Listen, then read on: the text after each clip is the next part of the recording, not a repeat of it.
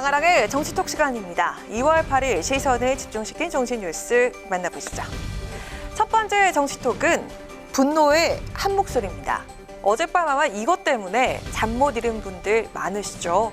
베이징 올림픽 남자 1000m 쇼트트랙 준결승에서 각각 조 1위와 2위로 통과한 우리나라 황대현 선수와 이준서 선수. 레인 변경 때 반칙했다는 석연치 않은 이유로 잇따라 실격 처리가 되면서 편파 판정 논란이 일었습니다. 경기를 지켜봤던 국민들 모두 납득하기 어려운 판정에 잠을 설치고 분노로 들끓었는데요.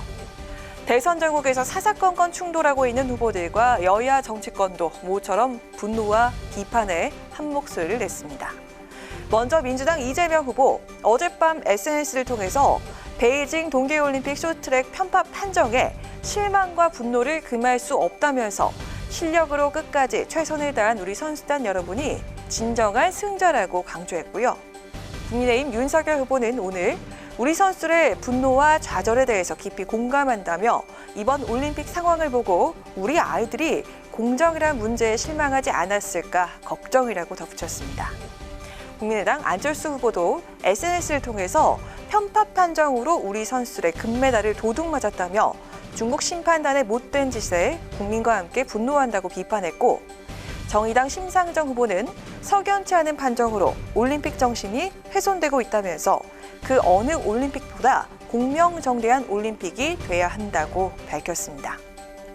여야 지도부도 오늘 아침 회의에서 일제히 편파 판정 문제를 거론하면서 강경한 대응을 촉구했습니다. 직접 들어보시죠. 공정한 실력 경쟁이 돼야 할 신성한 올림픽이 최악의 편파 판정 논란에 휩싸였습니다. 중국 선수들의 반칙과 심판의 판정, 어디에서도 올림픽 정신을 찾을 수 없었습니다. IOC는 어제 있었던 판정에 대해 반드시 책임을 물어야 할 것입니다.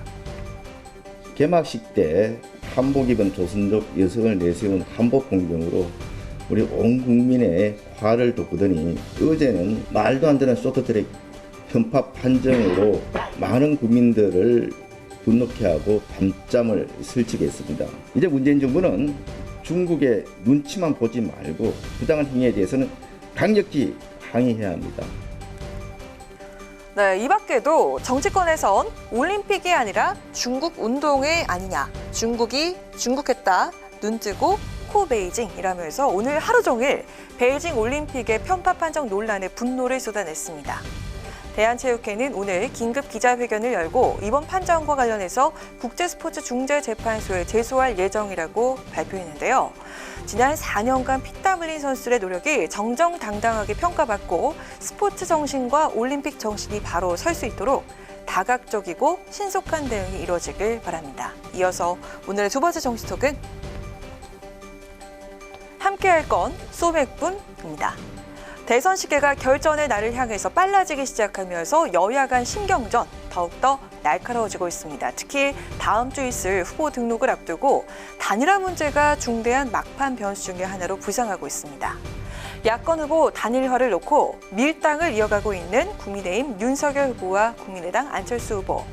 최근엔 두 후보가 직접 단일화를 결정짓는 단판론이 제기되면서 성사 가능성이 주목됐습니다. 하지만 여전히 쉽진 않아 보입니다. 국민의당 권은희 원내대표는 어제 저녁 한 언론과의 인터뷰에서 단판론에 대해서 이런 비유로 부정적인 입장을 밝혀서 눈길을 끌었는데요. 과연 어떤 이야기였을까요?